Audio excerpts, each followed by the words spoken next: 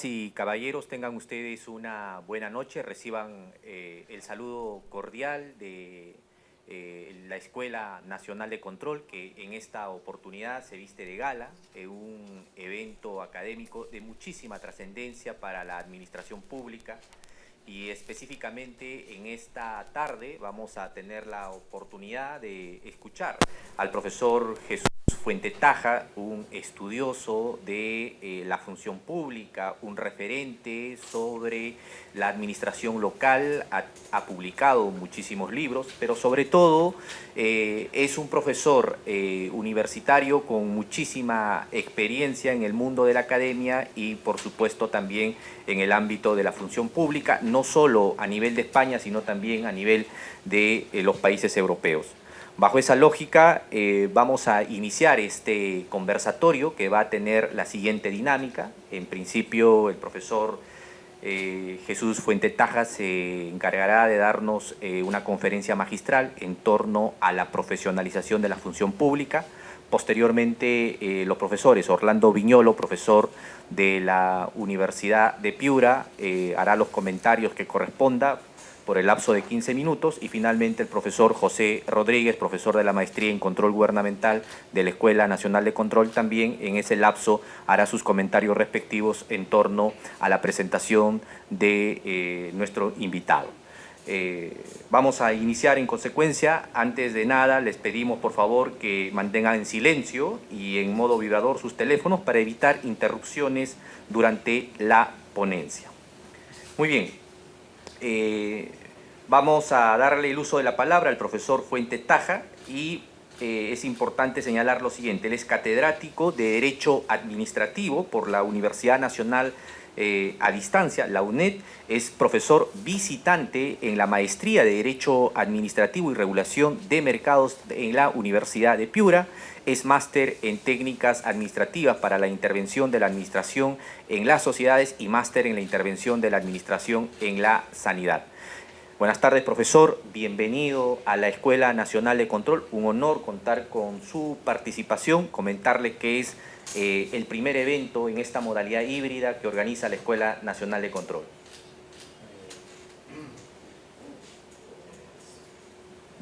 Muchísimas gracias por la presentación, por la invitación y por la oportunidad de, bueno, pues de hablar a un público tan escogido y tan selecto, que además pues realiza pues unas funciones tan importantes.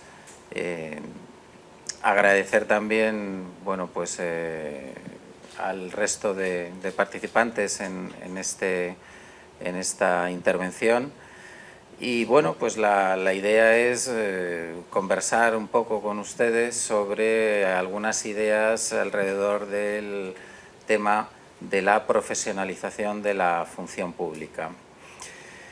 Bien, el término profesionalización evidentemente es muy ambicioso, y si lo contrastáramos con lo que no es una función pública profesional, pues nos percataríamos de la importancia precisamente de la existencia de funciones públicas en nuestras sociedades desde diferentes puntos de vista.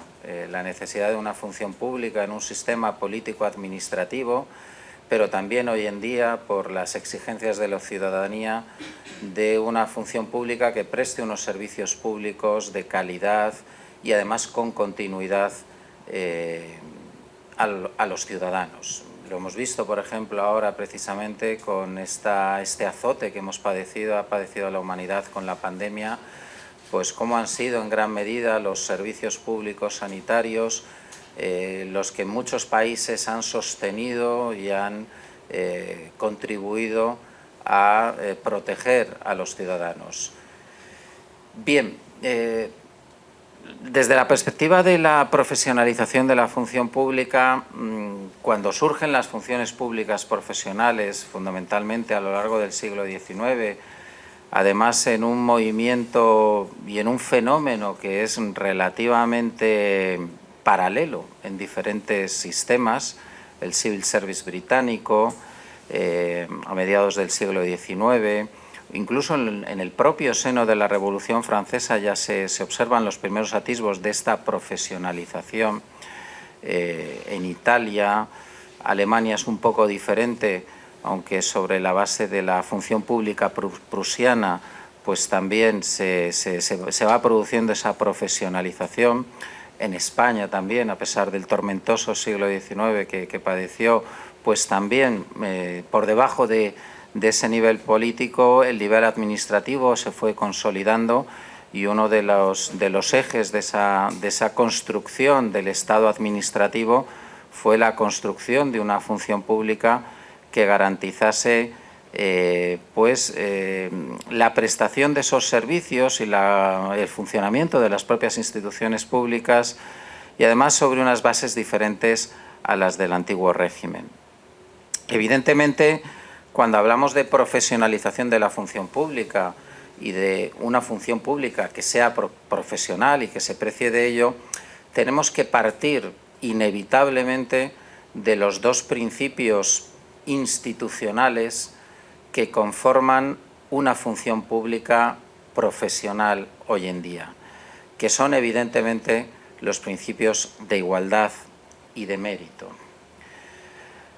Estos dos principios, no por proclamados y afirmados con cierta solemnidad siempre como base y fundamento de toda función pública, como digo, no por afirmarse solemnemente, no dejan de plantear sus problemas.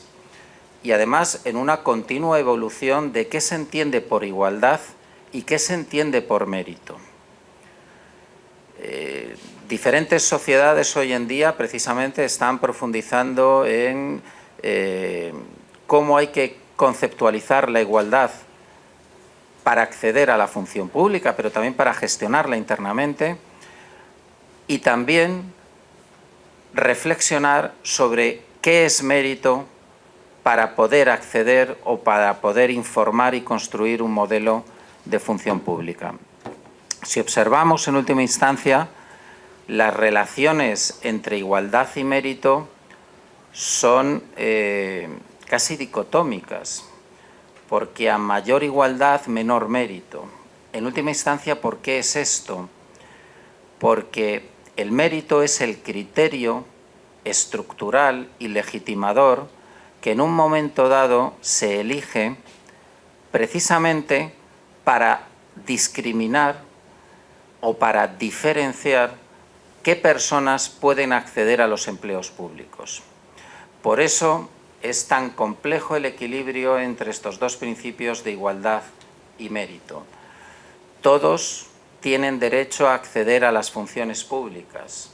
Ya desde la propia Declaración de Derechos del Hombre y del Ciudadano se afirmaba esa igualdad, pero como no hay puestos públicos para todos, hay que establecer un criterio que la sociedad entienda como legítimo para diferenciar precisamente y para seleccionar y para atribuir las funciones públicas.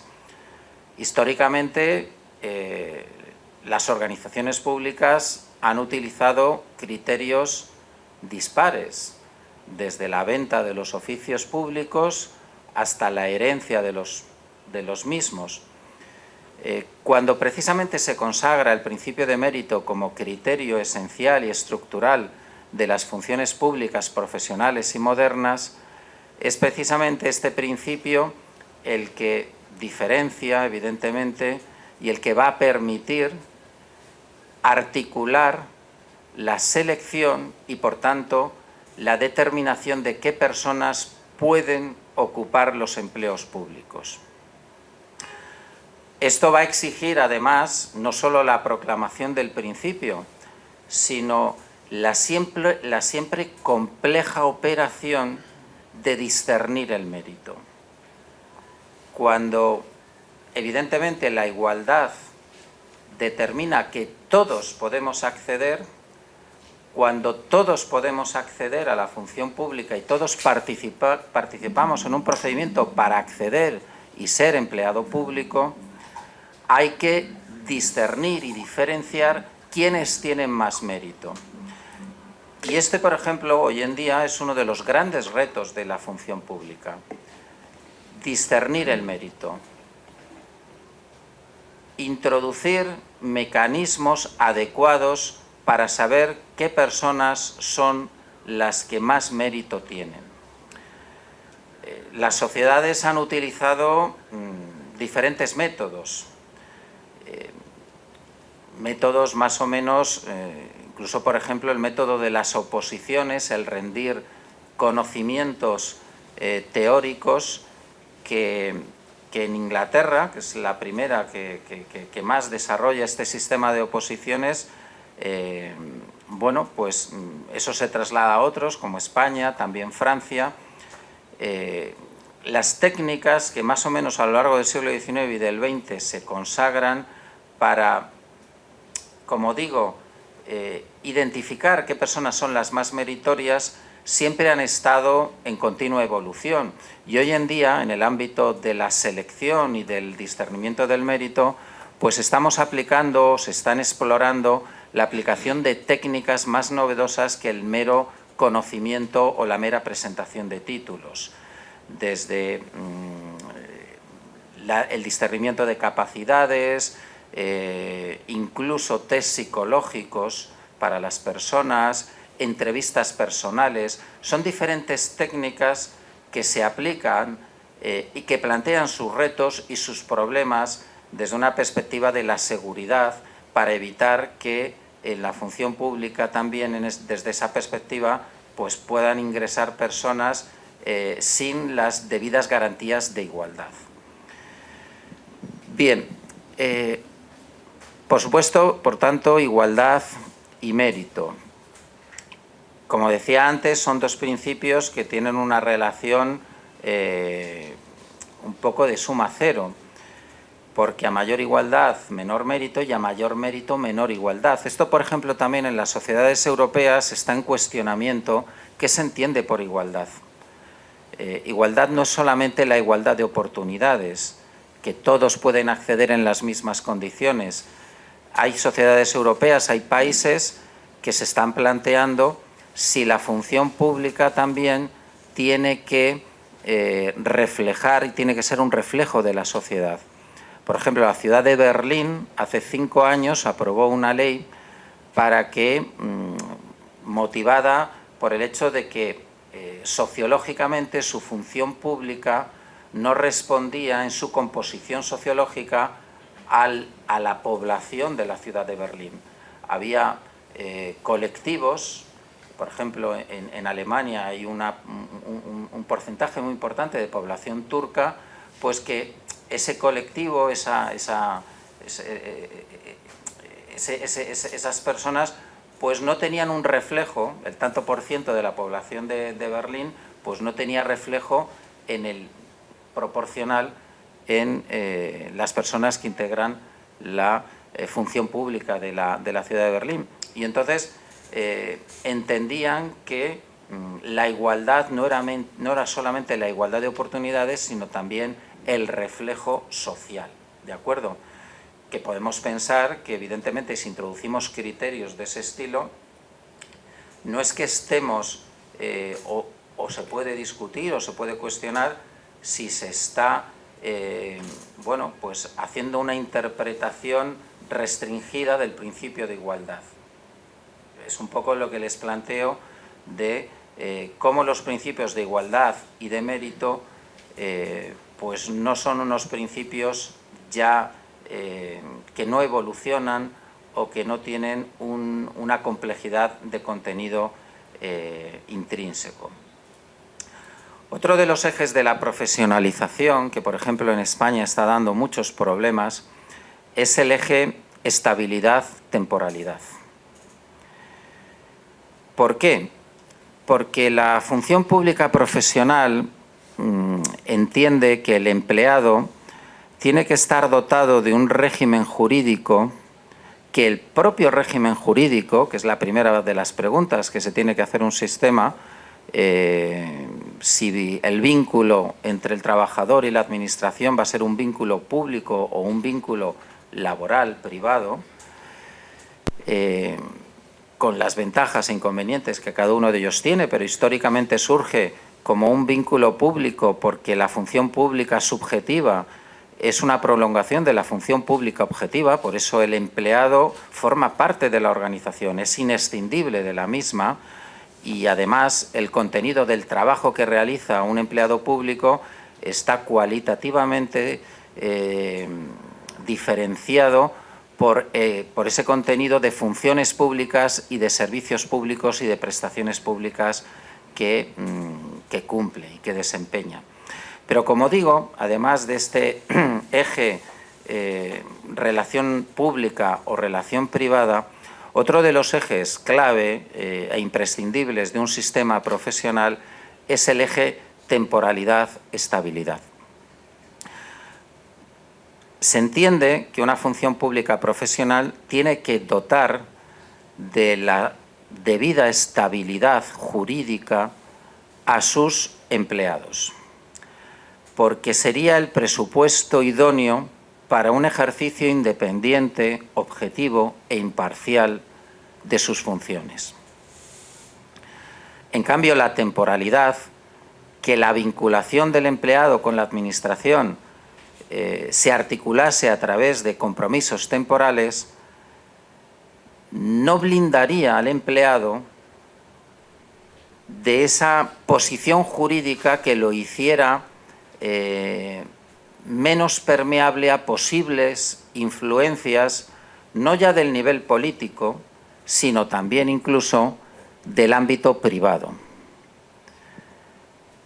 Por eso las funciones públicas profesionales basan las relaciones jurídicas de sus empleados se basan en la estabilidad. Estabilidad que hay que medirla en función de las causas por las cuales la relación jurídica del empleado público puede llegar a término.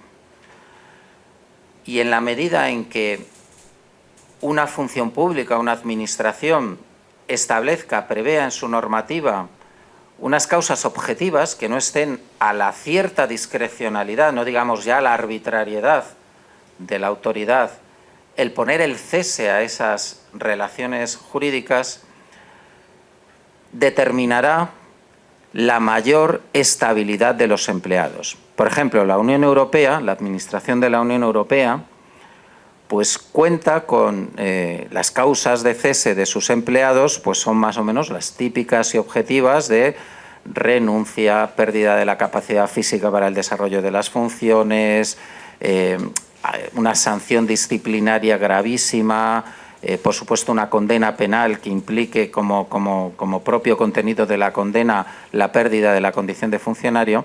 Pero, por ejemplo, la Unión Europea y también la función pública en Francia incluyen como causa de finalización de la relación del empleado público el rendimiento insuficiente, la inaptitud para el desarrollo del rendimiento profesional insuficiente de los empleados para el desarrollo de las funciones.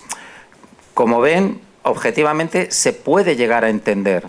España, por ejemplo, no tiene esa causa de finalización de la relación de empleo público. En España, un empleado que se demuestra incapaz de realizar sus funciones, lo cual, dicho sea de paso, evidencia que alguien se equivocó al seleccionar a esa persona y nombrarla en ese puesto, pero si se muestra esa insuficiencia profesional por la incapacidad para realizar las funciones, en España lo más que puede hacer la Administración es destinarlo a otro puesto que sí que pueda realizar las funciones. Pero en Francia y en la Unión Europea se le puede expulsar de la función pública. La temporalidad, en cualquier caso, es un fenómeno que se ha expandido en muchos modelos de función pública profesional y no es una realidad o puede ser un peligro para la profesionalización de la función pública, tanto la temporalidad externa como la interna. ¿Qué quiero decir con esta diferenciación? La temporalidad externa sería los empleados públicos nombrados temporalmente. No es que la temporalidad sea un mal en sí mismo, porque es inevitable en todos los sistemas. Hay necesidades urgentes en las administraciones públicas, empleados que se van a otro puesto o empleados directamente que se van de la función pública, y simplemente el tiempo que se tarda en nombrar a otra persona, quizás la administración no pueda permitírselo y haya que nombrar temporalmente a alguien para que siga ejerciendo las funciones. Además, el propio régimen de función pública genera temporalidad. Hoy en día los sistemas de función pública son muy protectores o son cada vez más protectores de los empleados públicos y les reconocen, evidentemente, derechos, pues licencias o capacidad de suspender la relación de servicio. Todo eso genera temporalidad, genera vacantes de puestos que es necesario nombrar personal temporal. Por tanto, temporalidad en la función pública siempre va a haber. El problema es que esa temporalidad no sea temporal, valga la redundancia. En España se ha producido un fenómeno en los últimos 25 o 30 años donde la temporalidad se ha enquistado y además de una manera muy amplia. Personal temporal que ha estado o está 15, 20, 25 años trabajando como tal personal temporal. Y el problema de una persona que está temporalmente desempeñando sus funciones, como digo, es que sabe que en cualquier momento la autoridad puede poner fin a su relación. Por eso no es el presupuesto idóneo para el ejercicio de unas funciones públicas, sobre todo si implican potestades públicas que afecten a la situación jurídica de los ciudadanos. Temporalidad externa, es decir, empleados públicos en sí mismos temporales, pero también temporalidad interna, que de esto en ocasiones los sistemas no son tan conscientes. ¿Qué me refiero con temporalidad interna? Los puestos de trabajo en las administraciones públicas, en el servicio civil, deben ser cubiertos también de forma permanente por quienes son ya empleados públicos. Es decir, el título jurídico de ocupación de un puesto, de un empleo, debe ser estable. No se trata simplemente de ser un empleado permanente, sino de ocupar los puestos de forma permanente. Existen también posibilidades de ocupación de los puestos temporales por quienes son ya empleados permanentes. Pero volvemos a la misma situación. Empleados fijos o estables que ocupan temporalmente sus puestos. Vuelve a ser un presupuesto inidóneo porque en España, por ejemplo, la técnica de la comisión de servicios, que teóricamente es por un año, cuando hay que cubrir por una necesidad urgente un puesto que ha quedado vacante, teóricamente es por un año, pero con el simple expediente de la autoridad de no cesarle, vencido el año, y cada año se va renovando implícitamente la comisión de servicios temporal, año tras año, quien está en ese puesto sabe que en cualquier momento la autoridad puede poner fin a esa relación. No a su condición de empleado público, pero sí al puesto concreto que está ocupando. Por tanto, la temporalidad, siendo inevitable en los sistemas de función pública, debe ser reducida a sus estrictos términos. Y hay que tener mecanismos preventivos en la ley para que los puestos temporales y los nombramientos temporales solo se realicen en esas circunstancias que sean estrictamente y realmente temporales, y en el caso de que se abuse de la temporalidad de las relaciones, que existan también mecanismos de reacción para poner fin a esos nombramientos o a esas relaciones temporales que, como digo, en muchos países, España, Italia, Grecia, Francia, pues pueden prolongarse indebidamente. El último de los ejes que quiero compartir con ustedes de una función pública profesional, desde mi perspectiva, se pueden tratar otros, pero hay un elemento que a mí me parece también, diría que casi consustancial a una función pública profesional. Hemos hablado del mérito, por supuesto, hemos hablado de la estabilidad. Podríamos hablar, y no voy a hablar de ello, pero podríamos hablar de las retribuciones. Tienen que ser retribuciones dignas. Pero querría hacer una breve mención a otro de los elementos que, a mi modo de ver, son muy importantes, como es el de la configuración de una carrera administrativa en la función pública. La función pública, si no es de carrera, a mi modo de ver, difícilmente puede ser una función pública profesional. ¿Qué es carrera administrativa en la función pública? La carrera es la posibilidad que el ordenamiento y la organización dan al empleado de mejorar su posición jurídica en la función pública, su categoría organizativa, las funciones que realiza, el estatus de las funciones que realiza y también las retribuciones que percibe, que son tres elementos que deberían ir sincronizados. Una categoría subjetiva, unas funciones objetivas y unas retribuciones correspondientes. Evidentemente, esto es muy complejo de organizar y más aún de gestionar.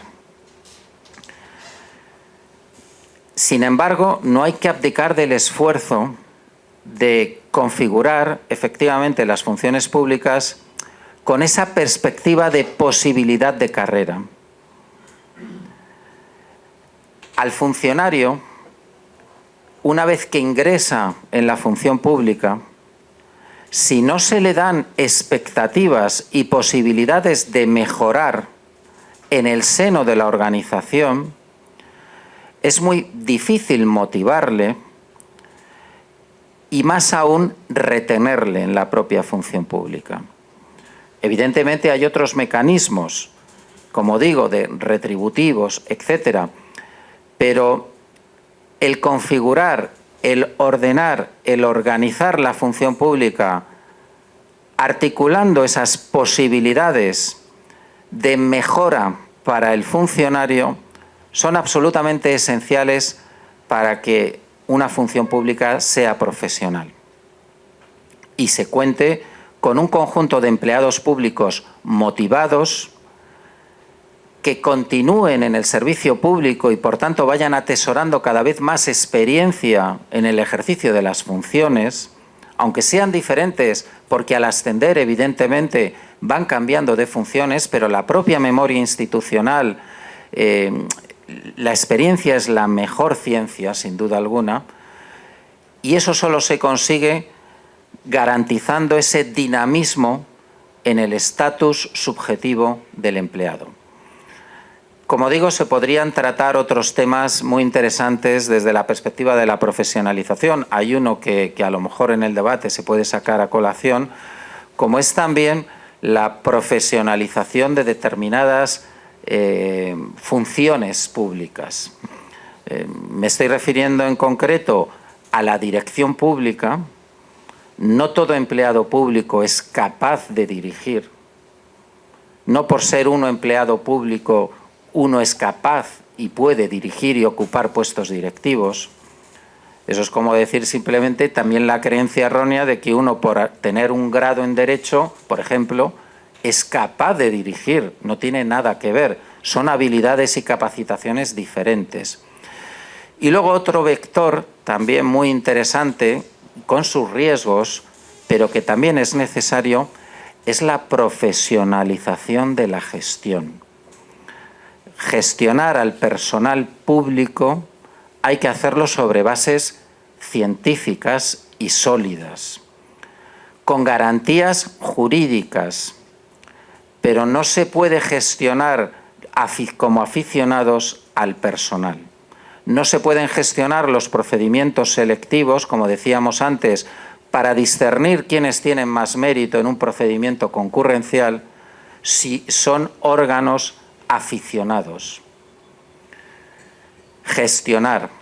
Y por eso la especialización en la gestión de los recursos humanos en las administraciones públicas será sin duda en el futuro uno de los vectores por los que deberá evolucionar la función pública. En este sentido, se observa la creación de estos organismos especializados. Yo aquí en estos días que he estado he aprendido mucho, hablando con el profesor Viñolo y contándome pues cómo es el servicio civil aquí en Perú, pues observo también cosas muy interesantes y que merece la pena estudiar, y esa especialización de gestión que otros países, como por ejemplo Estados Unidos o Francia también, para gestionar, otra cosa muy interesante, la deontología pública de los funcionarios, órganos que controlan la ética, no ya la disciplina, que sería un grado posterior, incluso antes la ética pública, la ética, la deontología de los funcionarios para evitar conflictos de intereses, pero también, por ejemplo, órganos de resolución de recursos o de resolución de reclamaciones, para especializar, pero también para hacerlo sobre bases más técnicas y científicas. Bien, bueno, esta sería un poco mi intervención. No sé si me he entretenido mucho, pero muchísimas gracias en esta primera intervención. Profesor Jesús, en verdad su intervención ha sido muy sustanciosa, ¿no? Se han desarrollado temas que seguramente vamos a discutir. Luego de la intervención de los panelistas, el público también puede formular algunas interrogantes o sentar alguna posición en relación a los temas planteados, ¿no? El tema de la meritocracia, la igualdad, el tema de la profesionalización de los cuerpos directivos, la importancia de una carrera administrativa, que son temas, como muy bien usted ha señalado, necesitan ser abordados con la seriedad y también identificando esta situación actual en nuestro ordenamiento jurídico y fundamentalmente en nuestro servicio civil, ¿no? Entonces, vamos ahora a escuchar, ¿les parece? A nuestros panelistas. Tienen 15 minutos. Eso significa que pueden utilizar 5 o 10 minutos. Va a haber una última réplica y con eso estaríamos ya cerrando la intervención, ¿correcto? Entonces empezamos con el profesor Orlando Viñolo. El profesor es miembro de varias organizaciones académicas. De su especialidad es profesor de la Universidad de Piura, socio de Viñolo Reyes Arrece y es actualmente vocal del Tribunal de Indecopi. Le damos la bienvenida, profesor, y adelante con sus comentarios. Bueno, muchas gracias a Víctor Lizárraga, a la Escuela Nacional de Control, órgano administrativo de formación de funcionarios con el cual siempre hemos tenido una importante actividad conjunta con nuestra facultad. Y también, bueno, gracias por permitirnos poder presentar al profesor Jesús Fuentetaja, que creo es uno de los referentes actuales del derecho a la función pública en nuestro idioma, ¿no? O sea, los libros que ha escrito el profesor Fuentetaja son realmente importantes en la doctrina científica. Yo le comentaba en clase, o antes de que empiece clase, de un libro que a mí me marcó mucho, que habla de estos dos fenómenos complejos con los cuales tiene que luchar la función pública profesional, que es la politización y la patrimonialización, ¿no? Justo dos fenómenos que estamos viviendo fuertemente en estos últimos años en el país y que con los cuales creo que los buenos funcionarios luchan todos los días para evitar que se expandan como verdaderas pestes dentro de nuestra función pública, ¿no? Y sobre todo la Contraloría, que ahora está llevando un papel importante respecto a estos dos fenómenos, ¿no?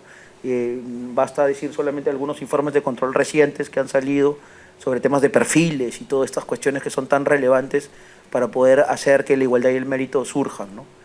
Yo quería resaltar en la exposición del profesor Fuentetaja 3 cosas esenciales que creo yo nos tienen que marcar un derrotero respecto a lo que nos implica tener un servicio civil que debe pasar del papel a la realidad, porque en la actualidad lo tenemos como un modelo muy bien ensamblado en ley, y eso lo dice el propio profesor Fuentetaja, como varios profesores que han pasado por la Facultad de Derecho de Piura, analizando el derecho a la función pública, y todos llegan a la misma conclusión, que la ley está bien hecha, tiene algunas cosas por mejorar, pero necesitamos implementarla de manera real, porque mientras no sepamos cómo se tiene que aplicar la igualdad y el mérito, cómo superar la tensión entre este principio constitucional y este esfuerzo personal que tiene que surgir para poder expresarlo en requisitos objetivos y neutrales y otros mecanismos de selección que sean inteligentes, estratégicos, no vamos a poder comprobar cómo tener un sistema de acceso realmente importante. Y por tanto vamos a seguir en estos esquemas de designación, de contratación temporal, de asuntos de función pública poco desarrollados, pero además también en no poder construir un modelo propio de función pública, que ya lo tenemos puesto en norma, ¿no? Lo segundo que quería resaltar en la exposición del profesor Fuentetaja es algo que creo que en el Perú ya lo hemos venido trabajando con mucho detalle, al menos en norma, ¿no? Que es toda esta idea de tener un concepto de carrera. En Perú lo tenemos más o menos bien diseñado en la ley del servicio civil y de cierta manera se recoge en algunas leyes especiales históricas como la del servicio diplomático y los cuerpos militares. Nosotros siempre hemos creído, y al menos el que habla lo ha defendido por escrito, que la carrera no es solamente un modelo organizativo de función pública. Hay una posición personal respecto a la carrera que tiene que ver con un proyecto de vida que asume una persona cuando ingresa a la función pública para ir escalando puesto a puesto, cuerpo a cuerpo o al sistema organizativo que corresponda y que evidentemente permita a este sujeto de derecho ir ganando nuevas, no solamente posiciones jurídicas, también nuevas potestades y nuevas fórmulas de tareas públicas que le toca hacer, pero también nuevas fórmulas de servicio. Y en eso Perú ha sido bastante innovador y quiero resaltar eso porque a veces nos sobajamos respecto a otros países. Nosotros no solamente pensamos en una carrera verticalizada, tenemos también una idea de carrera horizontal que tiene que implementarse porque creo que es clave para que las personas no lleven a un periodo de aburrimiento en la función pública, que sepan manejarse en diferentes administraciones, pero además también viendo otros climas laborales y otras fórmulas también de gestión que puedan existir dependiendo de los niveles territoriales en los cuales se ubique su plaza de destino, su puesto o su cuerpo burocrático. Yo creo que esto, si se implementa, va a ser una revolución en el continente, porque por primera vez un país tendría realmente una carrera formalizada, pero además una carrera pensada también en la nueva generación de personas que nos van a suceder, porque todos pensamos en la vieja carrera de los años 50, 60, el estatuto del año 50 peruano que hablaba de una carrera vieja, ¿no?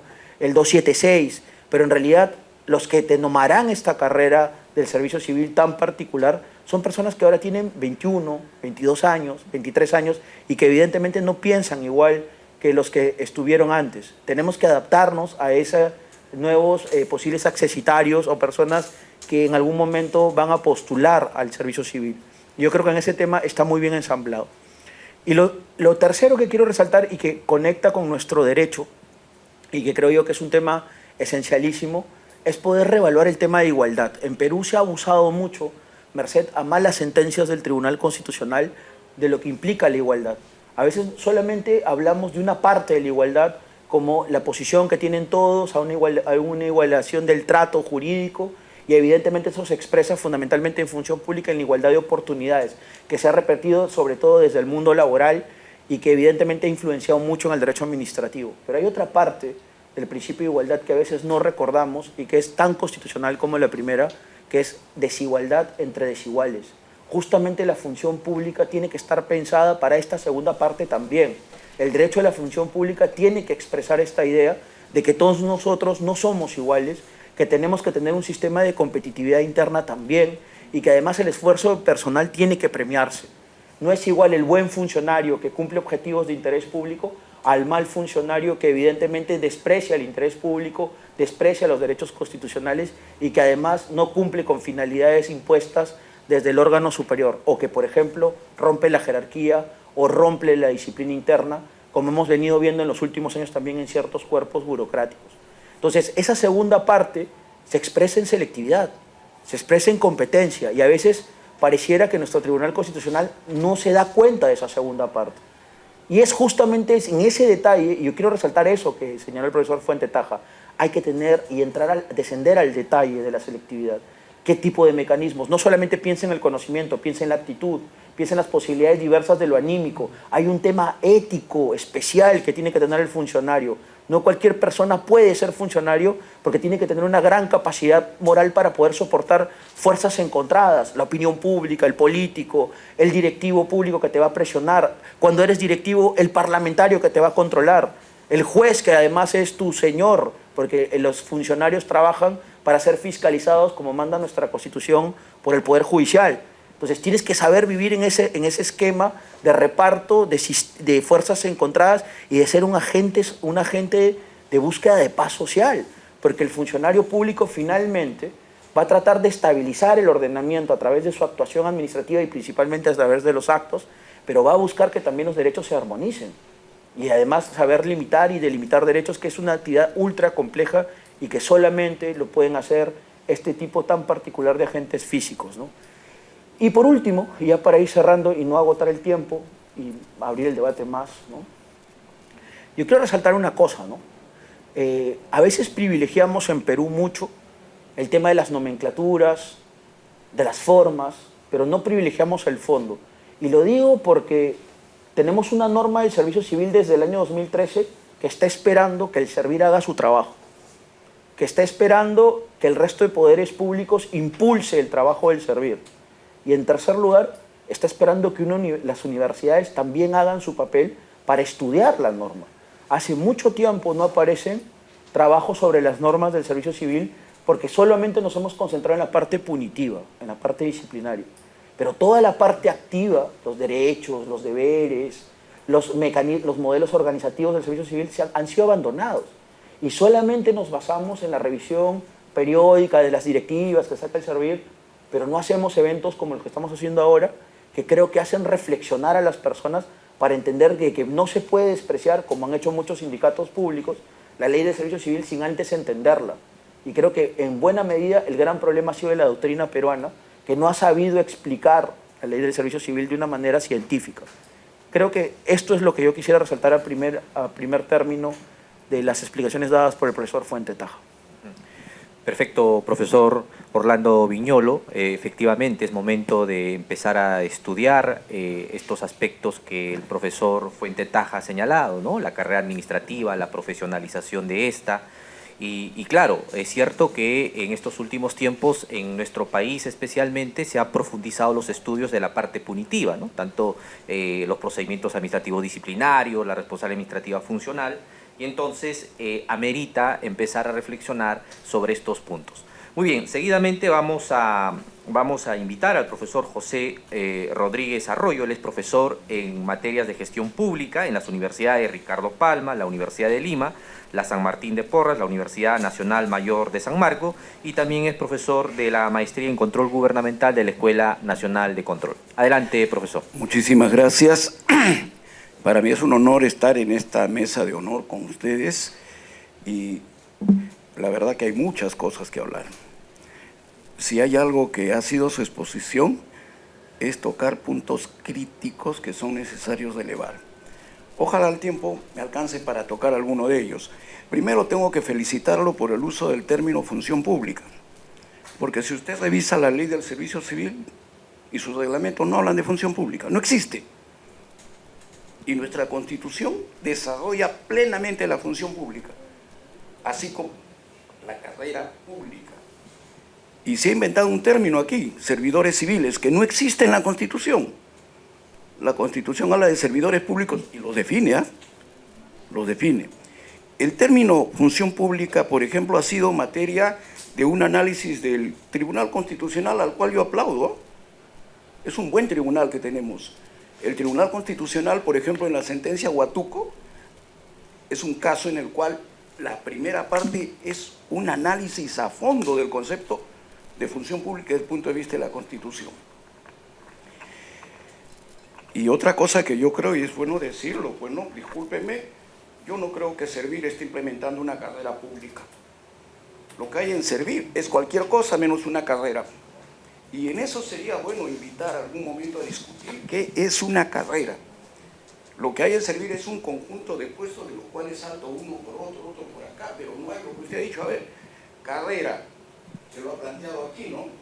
Que la carrera debe tener algunos elementos como la categoría, la función objetiva, y una remuneración.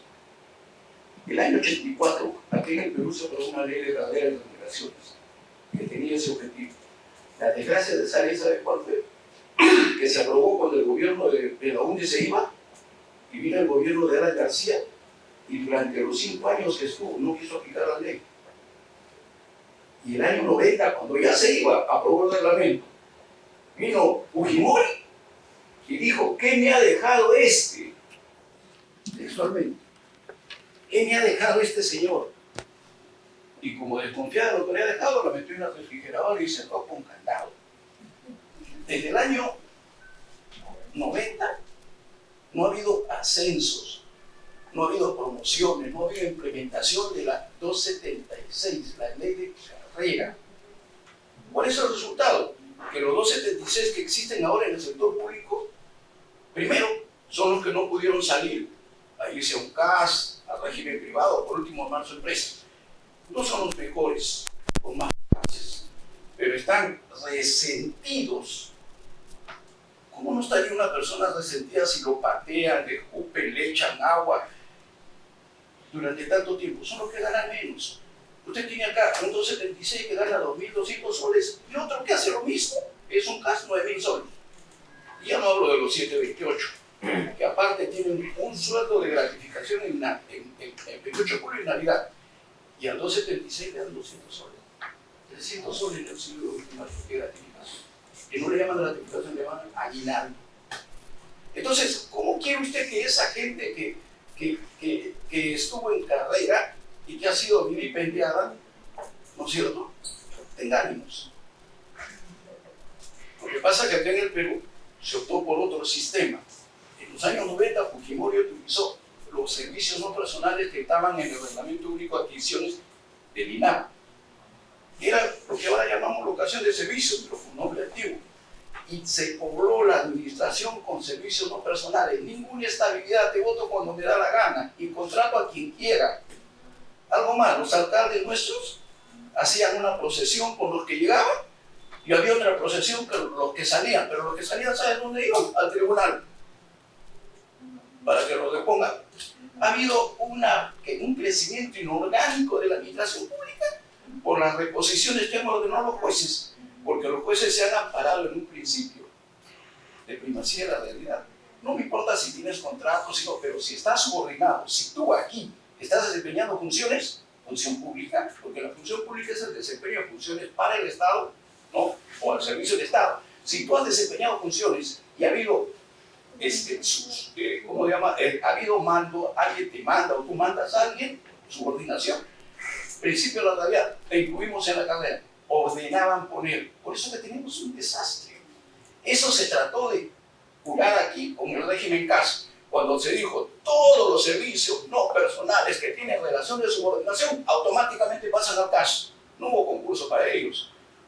Mario Pasco, yo he sido amigo de él, conversamos sobre esto. Él fue el que empujó la ley junto con Miranda, que era su director de asesoría jurídica, un hombre muy lúcido. Y entonces, ¿qué sucedió? Que se cobró pues con eso. Viene a servir el año 2008, porque parece que no entendemos que se creó el 2008. Contamos a partir del 2013, no, en 2013 se creó la ley. Pero ya desde 2008 tenía la obligación. Encontró la administración pública de una escala de 1 a 10, le encontró en 5. ¿Y saben qué escala estamos ahora? En 2. Vaya usted a cualquier entidad pública y va a encontrar que son más los locadores de servicios que los CAS y los de carrera. ¿Dónde están? Los 728 son pocos, los 276 menos. Entonces, si hacemos lo que la Biblia dice, por sus frutos los conoceréis. Servir no sirve, pues, porque después de todos estos años, ¿qué ha hecho? A ver, un conjunto de normas confusas. Yo he hecho la evaluación del desempeño del año 2000 en CEDAPAD. Lo que quiera hacer servir, yo lo he hecho en CEDAPAD y lo puedo mostrar acá. Y teníamos una norma que tenía 20 hojas. Mira la norma de evaluación del desempeño y todavía no se aplica la evaluación del desempeño en todas las entidades.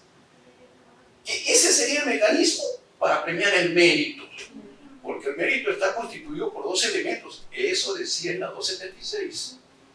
El mérito está, si tú te desempeñas bien y si te preparas bien, te capacitas, te autocapacitas, haces, ¿no?, para desempeñar mejor el servicio. Ese era el mérito para poder ascender. Así que, y algo más, el mérito lo inventó la 11377 del año 50. Así que no hablemos de que servir es el mérito. Servir ha tomado algo por ahí que he encontrado. Algo por ahí que he encontrado. Servidores civiles no existe en la Constitución. Lo reto a cualquiera de ustedes. Agarran la Constitución. Servir, ignoran. Incluso lo que ha hecho servir es inventar términos. Ya no le llamas remuneración, ahora llama compensación económica. Como dicen en mi tierra, es la misma chola con la distinta pollera. Yo podría hablar mucho más porque este asunto lo conozco a fondo. Yo dicto estos cursos. ¿Ok? Cuando usted habla de estabilidad temporal y temporalidad, sí, pues la estabilidad es propia de la carrera, pero en la 276 pensábamos que no había estabilidad absoluta. La estabilidad es relativa. Relativa a tu buen desempeño. Relativa a que cumplas tus funciones bien. Si tú no cumples tus funciones bien, no tienes derecho a ninguna estabilidad. Y por eso instauramos los procesos administrativos rápidos. En 30 días se resolvía. ¿Sabe cuánto se resuelve un proceso administrativo sancionado? En el proceso de la Contraloría puede durar 4 años. Y en el proceso del Servicio Civil se han inventado el Tribunal de Servicio Civil es bien inteligente. Usted reclama al tribunal para que lo reponga, puede pasar 2 años y no hay plazo. ¿Sabe cuándo se cuenta el plazo? Cuando alguien de adentro declara que el expediente está para resolver. Ahí le dan 15 días. Es decir, se puede pasar 2 años, 2 años y medio sin resolver y no hay plazo. ¿Cuándo cuenta el plazo? Cuando el expediente está listo para resolver. 15 días. Dígame usted, pues, esas cosas que pasan acá, todavía me faltan 5 minutos, por favor. Los dueños de puestos sí, acá en el Perú ha habido mucho de eso. Pero yo creo, y eso sí soy convencido, yo trabajé en el antiguo INAP. Conduje el equipo que hizo la 276. Trabajamos el CAFAE, que ha sido desnaturalizado ahora, del año 75. ¿De acuerdo?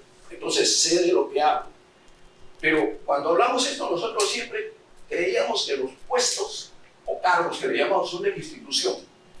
Y que las personas se desplazan por los puestos de acuerdo a su nivel. En otras palabras, si usted es contador, yo no lo voy a poner de portero, pues tengo que respetar un puesto para contador, poder desplazarlo. Ese era lo único que podía hacerse. Pero respetando lo que usted muy bien ha señalado, la categoría y la remuneración. Nosotros siempre hemos pensado que la remuneración es sagrada, porque la remuneración ni siquiera pertenece al trabajador, pertenece a su familia, porque es el mecanismo con el cual la persona puede vivir. Y finalmente, pues no hay mucho que decir, ¿no? Yo solamente quisiera sugerir algo, ya que se habla de profesionalización. En el sector público se requiere reconversión ocupacional. A ver, les cuento una anécdota. Yo he sido gerente general de la Universidad Cayetano Heredia 3 años y medio. Y tenía como vicerrector a Miguel Puertater, un médico que un día se me acerca y me dice, cuando recuerdo cómo operábamos hace 20 años, me da escalofríos. ¿Por qué, doctor? Le digo, porque si operábamos el cerebro, no teníamos resonancia, nada de eso. ¿Y qué hacían? Abríamos el cráneo para ver qué había. Así estamos en materia de servicio civil. Estamos abriendo el cráneo para ver qué hay. Cuando hay tantas teorías, tantos avances. Y lo que les estoy diciendo es que hay que, el trabajador público, hay que reconvertirlo. ¿Por qué? Porque el entorno es otro. Hay otras competencias que no nos han formado en la universidad. Entonces, Servir debería haber trabajado con las universidades para que modifiquen la currícula universitaria acorde con las competencias que se quieren, mucho más las carreras que estén vinculadas al quehacer del sector público. Igual trabajar, tarea de servir, con las escuelas que desarrollan programas de gestión pública. ¿Por qué? Porque porque necesitamos que la gente se reconvierta, incluso desarrollar diplomados para los que no pueden seguir una maestría, pero un diplomado que los reconvierta, les enseñe las cosas que requiere el perfil actual. Japón, por ejemplo, está cambiando la educación. La secundaria, por ejemplo, en Japón va a enseñar solamente 10 cosas. Y cuando usted ve lo que va a enseñar, no tiene nada que ver con la currícula nuestra. Es como si fuera otro mundo, otro planeta. ¿Por qué? Porque ellos han estudiado las competencias que requiere ese muchacho para poder ser útil a la sociedad. Entonces, yo creo que eso estamos dejando de dar en términos de profesionalización, una reconversión ocupacional que agarre las universidades, que agarre los programas en el sector público y que impulse a que la gente cambie, se actualice. Si no, vamos a suceder como lo que decía mi amigo el doctor Miguel Pelate. Para operar del cerebro, ¿qué vas a hacer? Abrir el cráneo. Porque estamos en eso. Y sale la muestra que le doy nada más. La última. Acaban de aprobar la política de modernización al 2030. Y hay una serie de normas. ¿Sabe qué? Todas repiten lo mismo sobre sistemas administrativos. ¿Sabe que los sistemas administrativos se crearon con las ideas del año 60? El primer sistema creado como sistema fue de planificación. La Contraloría se creó en el año 29, pero como una dirección general. Cuando la Contraloría toma el estatus del sistema es con la ley de Velasco, el año 1970. Y a partir de ahí, el concepto de sistema. Pero el concepto de sistema pues se dio cuando las organizaciones eran como piedra. Eran organizaciones petrificadas, algo así como si una máquina que está compuesta por tornillos, un montón de cosas. ¿Eso es así ahora? O las organizaciones son flujos de información. Entonces, discúlpeme, si los sistemas se crearon por los 60, con ese enfoque, ¿qué hacemos repitiendo el año 2022? El mismo esquema de sistemas, petrificados, verticales, duplicados. Incluso en el MEF han puesto un mismo director para 2 de los sistemas que existen, porque se dan cuenta que, oye, casi son lo mismo, ¿no? Bueno, ¿quién piensa, pues? Ahora, lo otro es bien sencillo, copiar de fuera. Yo le puedo traer mucha información de que el modelo de servicio se ha copiado de Chile y de otros países. El caso, por ejemplo, de los gerentes públicos, Chile está de regreso. Y hay una tesis de una chilena que la aprobaron en España, donde ella analiza este problema del servicio civil de Chile. Y yo se lo puedo proporcionar a cualquiera. Bueno, me van a disculpar si no he sido muy cordial con mis expresiones, pero es lo que siento, pues. Yo siento de que estamos mal y no cambiamos, y siento que estamos defendiendo cosas que no sirven. Muchas gracias, profesor José Rodríguez. Su intervención definitivamente nos ha dado una mirada muy amplia en torno al servicio civil. Ha hecho mención de las normas de la década del 50, 60 y 70, y seguramente el público que en esta oportunidad nos acompaña va a sacar sus conclusiones. Pero como es un conversatorio académico, es un conversatorio donde vamos identificando aspectos puntuales en relación a la profesionalización y a la función pública, queremos también conocer si hay alguna intervención, algún punto de vista o alguna pregunta para el profesor Fuente Taja para que pueda en esta última etapa ya cerrar su intervención.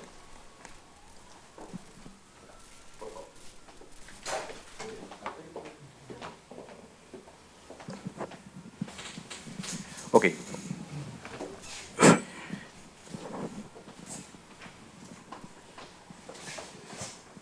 Muy bien, ante todo, muy buenas tardes, profesor y profesores, ¿no? Víctor. Sí, efectivamente, más allá de las definiciones, efectivamente el Estado peruano no ha cumplido la función que debió cumplir. Si hacemos un balance de los 30 últimos años por lo menos, la calidad de vida de la población peruana es menor a la que podría haber sido, si es que el Estado hubiera cumplido bien su función. El Perú ha crecido mucho en los últimos años, gracias a las reformas, digamos, de carácter económico o de carácter macroeconómico que se han hecho. El Perú es considerado casi como un milagro económico en las últimas 3 décadas. Si uno ve, por ejemplo, las publicaciones del FMI o de la OCDE, el crecimiento económico peruano ha sido espectacular. Nunca en la historia del Perú hemos tenido, por ejemplo, superávit fiscal. Bueno, en esta época tuvimos un superávit fiscal y nos dimos el lujo, algo inusual en la historia del Perú, de tener un ahorro como país, llamado precisamente Fondo de Estabilización Fiscal, que lo hemos gastado con la pandemia, pero que por lo menos lo tuvimos y lo usamos en el momento más angustioso del país, ¿no? Sin embargo, como repito, el Estado peruano no ha cumplido la función que debió cumplir. En este momento, la vida de cada peruano sería mucho mejor gracias a ese crecimiento económico si el Estado hubiera cumplido bien su función. Y efectivamente el Estado no ha cumplido bien su función, precisamente por lo que señala usted, profesor Fuentetaja, y por lo que señalan los profesores nuestros, ¿no? De que no se ha profesionalizado, no se ha mejorado la calidad de la función pública, ¿no? Pero ahora, más allá, digamos, de que lo llamemos sistema o flujo de información, el hecho es de que cuando nosotros ingresamos al trabajo público, yo tengo ya más de 40 años trabajando en el sector público, ¿no? Ya debía estar jubilado en realidad, ¿no? Desde el punto de vista legal, ¿no? Cuando entramos al sector público hacemos una de dos tareas. O bien estamos en una labor de servicio público directo, que le llamamos sistemas funcionales, por ejemplo, salud, educación, saneamiento, transportes, etcétera, o bien estamos en una función de soporte a la labor de servicio público, que se le llama precisamente sistema administrativo, ¿de acuerdo? Más allá de que se le llame sistema o flujo, no importa, el hecho es que es una labor de soporte a la labor de servicio. La pregunta, profesor Fuentetaja, es ¿cómo diferenciar las funciones de ambos? ¿De acuerdo? Es decir, ¿cómo, digamos, concretar ese concepto de función pública en las dos tareas fundamentales que normalmente un trabajador tiene? Esa sería mi pregunta, espero que pueda ser conversada, ¿ya? Muchas gracias. Profesor Fuentetaja. Sí, bueno, muchas gracias por la intervención y aprovecho a mis compañeros porque me han ilustrado y he aprendido mucho. La verdad es que llevo una semana en Perú y estoy aprendiendo muchísimo, o sea que… bueno, en el fondo, en su pregunta, late un equívoco que en ocasiones ocurre cuando se trata a la función pública o a la administración pública. Y es que la administración pública y la función pública es tremendamente heterogénea. Las normas, en primer lugar, como normas que son y el objeto que tienen, pueden hacer abstracciones generales. Pero efectivamente, luego los sectores de actividad, los ámbitos especializados, las funciones que se realizan son inevitablemente diferentes y heterogéneas. Los orígenes de la función pública, que yo he estudiado en diferentes países y como decía al principio, más o menos surgen coetáneamente en el siglo XIX en diferentes países, cada uno con sus presupuestos diferentes, es muy significativo cómo en realidad la función pública surge de una manera casi atomizada y desperdigada. Hoy en día, quizás al pasar después por los procesos de codificación y de positivismo, de intentar encerrar en una norma la realidad, hemos cometido un error.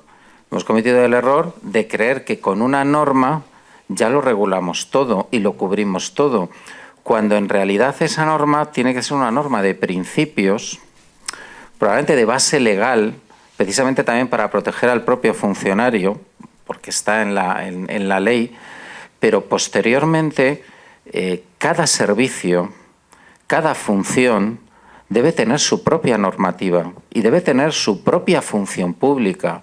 Este es, como digo, uno de los equívocos, el pensar que puede haber una ley de función pública que lo cubra todo y que lo resuelva todo. En realidad hay muchas funciones públicas.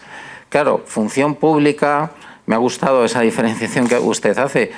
Claro, hay una función pública muy activa, casi adextra, por decirlo de alguna manera. Y luego hay una función pública, una función administrativa interna, ad intra, que da un soporte. son funciones diferentes. En el fondo es el mismo principio.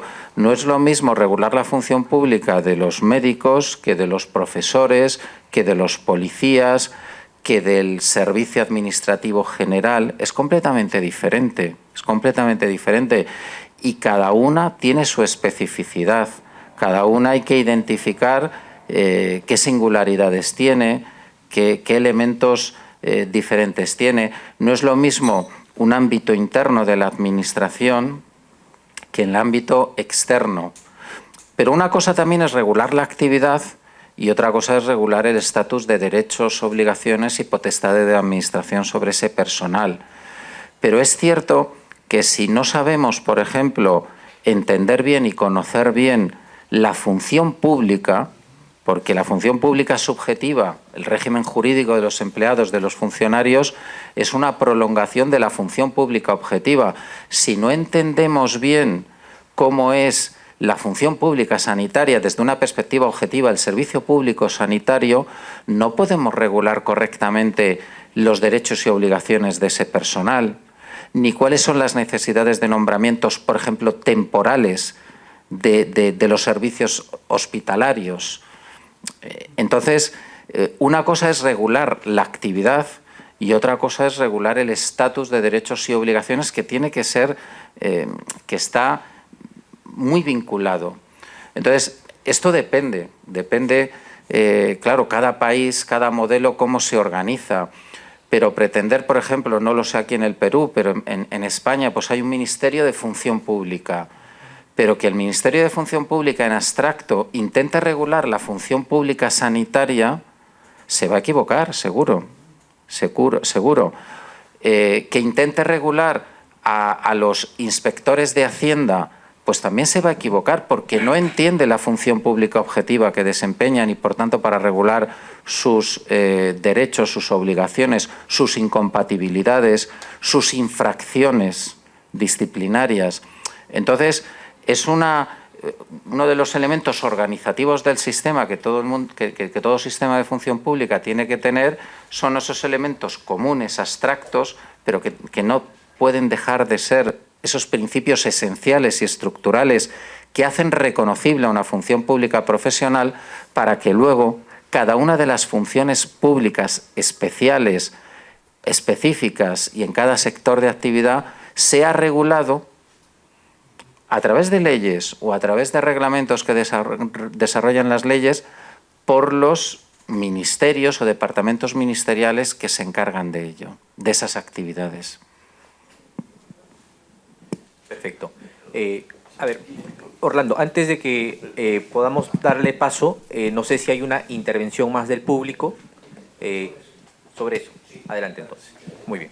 Sí, yo quería solamente interrumpir, sin ser irrespetuoso sobre el tema, porque han salido varias cosas organizativas y es una de las partes que en mi facultad estudiamos mucho, el derecho a la organización, y es uno de los hoyos negros del derecho administrativo peruano. Todo el tema de sistemas funcionales, de sistemas administrativos, de la teoría del órgano aplicada, de la relación de la teoría del órgano con la función pública, es un asunto por resolver en Perú. Y le digo claramente dos cosas que pueden sonar muy duras, pero son reales. Los lineamientos que se han aprobado en los últimos años sobre las organizaciones peruanas, que es un decreto supremo que salió el año 2017, es un cabal desastre. Ha creado todo un problema que no se entiende muy bien la diferencia entre administración pública, entre comillas, entidad, y órgano administrativo. Se sobreentiende demasiadas cosas alrededor de los sistemas administrativos y funcionales, cuando realmente son verdaderos regímenes de funcionamiento. Y yo quiero traer a colación lo que dijo el profesor respecto a cómo se introdujeron en Perú. Fue hecho por un consultor español de los años 50. Un consultor español, catalán, que en su país no había aplicado ese modelo de sistemas. Y vino acá y nos vendió una consultoría que se quedó en nuestras leyes e incluso está en la Ley Orgánica del Poder Ejecutivo y crea más desventajas que beneficios. Y eso luego impacta en toda la problemática de cómo clasificar bien a la función pública, porque derecho a la organización y función pública están unidos. Son dos derechos administrativos que se tienen que mirar juntos como sistema. Es más, en el programa nuestro, primero se dicta organización y luego función pública para que enlace en el momento exacto. Entonces, hay que construir teorías sobre eso. Si no hacemos esto rápido, vamos a tener serios problemas para poder desarrollar una administración pública legal y eficiente. Perfecto, muchas gracias Orlando. El público también tiene todo el derecho y la oportunidad de poder expresar y sobre todo formular algunas preguntas, ampliar, profundizar. En caso contrario, le damos paso, profesor. Adelante, adelante, profesor José Rodríguez. Adelante. Dos cositas. Creo que la pregunta primera está más o menos resuelta en nuestro ordenamiento jurídico. En la 27444 claramente señala lo que son actos administrativos, que son los que tienen que, para comenzar, ir en el TUPA y son hacia afuera. De los actos de administración que sirven para que la organización funcione. ¿No está claro eso ahí? Y también ahora en la política de modernización al 2030 han incluido que los servicios son hacia afuera y los servicios administrativos son internos para apoyar los servicios hacia afuera. Entonces, y yo creo que aquí pues se norma un poco confusamente, ¿no? Igual que, ¿qué cosa es una entidad pública? Si usted lee el Código Civil, dice que las entidades públicas se crean por ley, por ejemplo, ¿no? Y hay una serie de cosas, pero sin embargo en algún momento a alguien se le ocurrió decir, hay entidades tipo B. ¿Y cuáles son las entidades tipo B? No son entidades jurídicas, son órganos de una entidad. Entonces, Provías, que no es una institución pública, no tiene personalidad jurídica pública propia, es una entidad tipo B, ¿no? Y entonces la confusión se hace peor. Y yo le puedo sacar, discúlpeme, una lista de 20 aspectos que confunden. Y ese es uno de los soportes de la corrupción, porque la corrupción se basa en, entre otras cosas, cuando hay mucha discrecionalidad, como también cuando las leyes son tan malas que las puedo interpretar como a mí me dé la gana. ¿No es cierto? ¿Por qué? Porque son mal hechas, pues. Y peor todavía, si después que la interpreto nadie me hace seguimiento. No hay una presencia ciudadana para controlar. Y peor todavía, si aparte de esas 3 condiciones le ponemos una cuarta, que no pasa nada. Por lo tanto, tú puedes hacer algo y hay impunidad. Nosotros vivimos en el país de la impunidad. Por eso es que la gente sigue pues la corrupción que hay. Entonces, una forma de atacar la corrupción es lo que el compañero de mesa dice, tener leyes claras, pues, normas claras, y en eso no estamos. Perfecto. Muchísimas gracias, profesor José Rodríguez. ¿Alguna intervención más?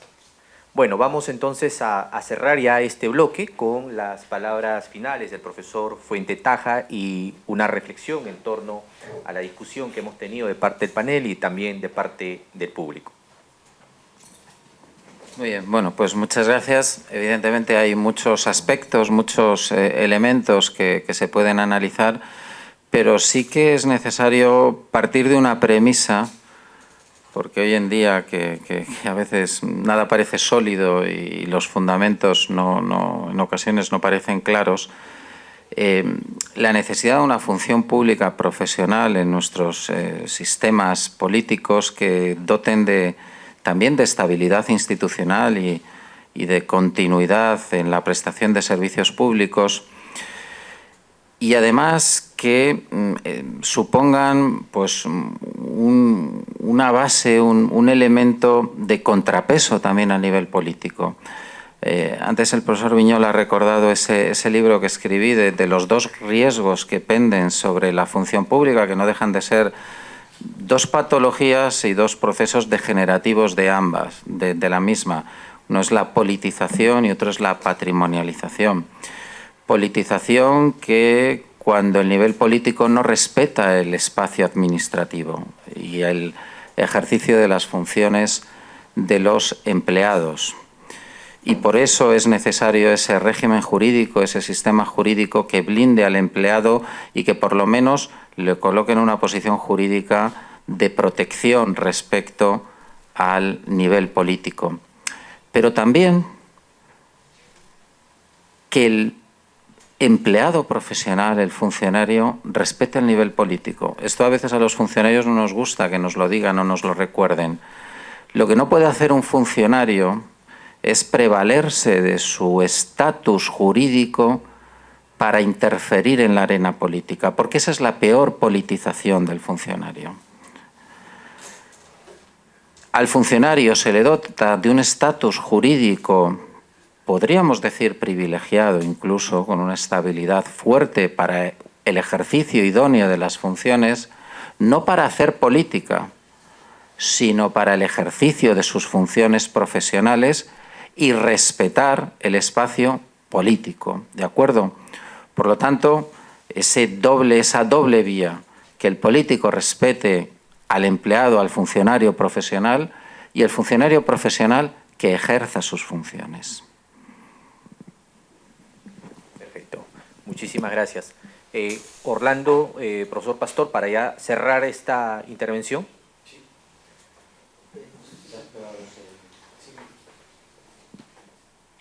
Yo quiero primero agradecer a la Escuela de Control por permitir tener estos debates que deberían ser permanentes en el país, merced a lo que estamos viviendo también, ¿no? Que creemos que nuestra nación no se merece esto, ¿no? O sea, hemos sido un país que acá en el público lo han definido como un milagro económico, pero yo diría algo más. Somos un país que hemos civilizado el continente en muchos campos y no nos merecemos esto porque no hemos sabido construir algo que debió ser clave en el momento anterior y durante la liberalización, pero que ahora es mucho más que clave, que es poder construir una función pública profesional que se la liguemos a la próxima generación de peruanos. Es un bien constitucional protegido y siempre lo ha sido. El problema ha estado en que hemos creído que lo relevante estaba quizás en desarrollar el mundo empresarial, en poder construir más infraestructura, en poder desarrollar la educación, pero nunca nos hemos dado cuenta que en realidad todo eso involucra a una persona que tiene que tener un vínculo especial, un régimen diferente, pero además unas condiciones éticas, físicas y aptitudes muy particulares. Y como no lo hemos hecho bien, ahora estamos pagando los platos rotos. Y yo creo que ya no es momento, eso sí quiero ser un pesimista optimista, ¿sí? Ya no es momento de echar culpas sobre otros, es momento de trabajar. Si no empezamos a desarrollar las cosas que tenemos al frente, nunca vamos a poder torcer el rumbo. Y creo que tenemos todo para hacerlo. O sea, cabezas preparadas en este momento en el país hay. O sea, hay mucha gente que se ha ido a estudiar sola o con ayuda de universidades y estudia ya la función pública. Administrativistas hay. Tenemos escuelas de administrativo ya formadas. Hay gente preparada en gestión pública. ¿Qué nos falta entonces? Simplemente una decisión final de que la universidad, como academia, la administración pública, la formación, los políticos se han puesto del cuello a trabajar y hacer lo que toca, que es lo más relevante, que es profesionalizar a nuestra función pública de una buena vez. Porque millones de soles ya se han gastado en el servicio civil. Ahora toca que ese servicio civil se vuelva real. Ok, acá tengo. Yo quiero concluir con una pequeña reflexión.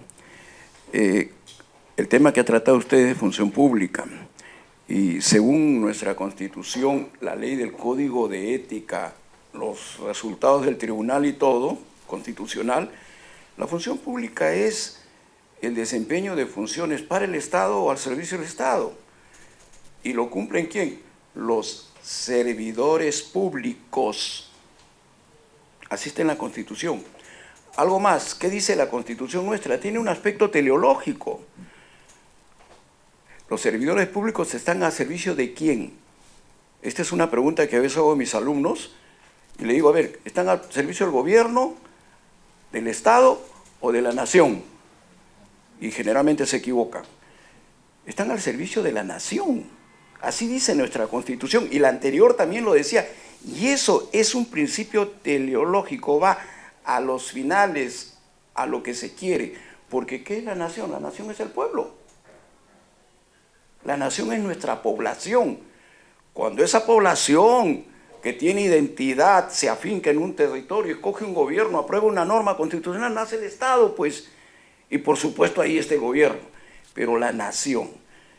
Entonces, estamos al servicio de la nación y la única manera es, pues, amar a nuestro pueblo. Hay que amar a nuestro pueblo. Y quizás en el servicio que demos, que brindemos, guiarnos por alguna enseñanza antigua, pues. Cuando a Jesucristo le preguntaron cuál es el principal mandamiento, ¿qué dijo? Amar a Dios sobre todas las cosas y a tu prójimo como a ti mismo. Si en la administración pública nosotros metemos en la cabeza a la gente que debe atender a la población como si fuera él mismo, hacemos una revolución. A mí no me gusta que me tiren la puerta en la nariz, no me gusta que me engañen, no me gusta que me mientan, no me gusta, no. Bueno, eso no lo debo hacer, debo atender, como dice la enseñanza cristiana, ¿no? Ama a tu prójimo como a ti mismo, atiende a tu prójimo como a ti mismo. Yo creo que eso generaría una revolución en todos los sectores si es que lo impulsamos, lo propiciamos y tratamos de ver algunos logros, ¿no? Y una cosita bien clara, yo he visto en muchas universidades que hay lo que llaman educación, pero no es educación, pues, es instrucción, porque la educación tiene 3 componentes. A ver, conocimientos, habilidades, destrezas y los aspectos de conducta. Normalmente, ¿qué le damos? Conocimientos, habilidades, destrezas y las conductas las dejamos. Por eso tenemos, pues, tan mal formadas una serie de profesiones. Las universidades han abandonado esto.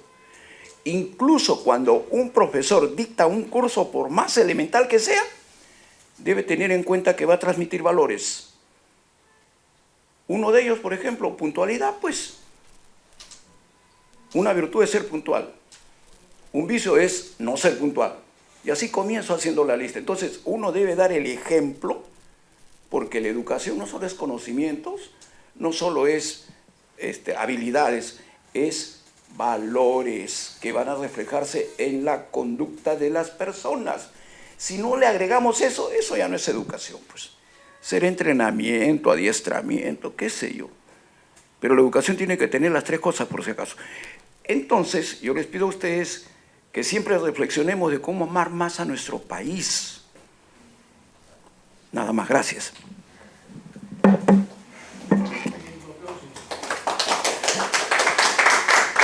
Bien, de esta manera hemos llegado a la parte final de la presente actividad académica. A continuación, el señor Víctor Lizárraga, subdirector de posgrado de la Escuela Nacional de Control, hará entrega de la constancia de participación a los señores José Pastor Rodríguez Arroyo y Orlando Vignolo Cueva por su participación como panelistas.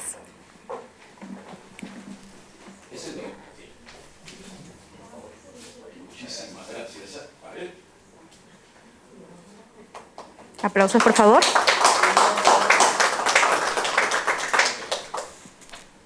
Ahora hacemos entrega de la constancia de participación al señor Orlando Vignolo Cueva por su participación como panelista en la presente charla magistral.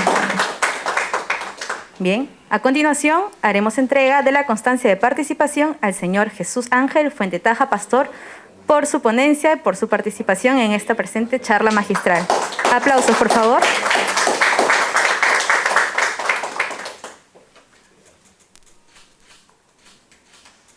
De esta manera hemos concluido con la charla magistral y agradecemos a los participantes por haber compartido su valiosa experiencia, conocimientos y tiempo con nosotros. Muy buenas tardes con todas y todas.